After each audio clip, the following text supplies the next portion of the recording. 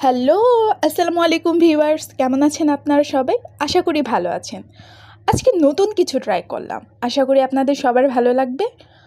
আমরা পর্তুলিকা ফুল কম বেশি সবাই চিনি, আর তা যদি হয় হলুদ রঙের। জানি না আমি, হাজার রঙের ফুলের মধ্যেও কেন যেন হলুদ রঙের ফুল আমাকে অনেক বেশি টানে।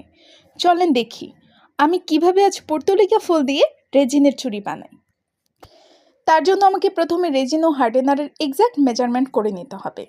একটি চুড়ির জন্য মূলত 25 থেকে 30 ml রেজিন মিক্সচার লাগে, সেটাই নিলাম। গাছ থেকে টাটকা ফুলগুলো কালেক্ট করলাম, তারপর টাটকা ফুলগুলোকে একটা একটা করে মল্টের ভিতর দিয়ে দিলাম। এবার রেজিন মিক্সচার আস্তে আস্তে করে ঢেলে দিব, মল্ট যে পর্যন্ত পুরো না হয়। ব্যাস, হয়ে গেল। কিন্তু কথা হচ্ছে, কাঁচা ফুল রেজিনে কী ইফেক্ট দিবে? I am so excited. 24 ঘন্টা পর দেখি কেমন হয়। ও মাই গড, ফুলের রং তো রেজিনে মিশে সেই একটা ইফেক্ট দিয়েছে। সো ফাইনালি ডান।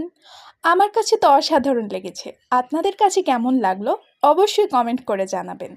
পরের ভিডিও কী নিয়ে বানাবো অবশ্যই সাজেস্ট করবেন। আল্লাহ হাফেজ।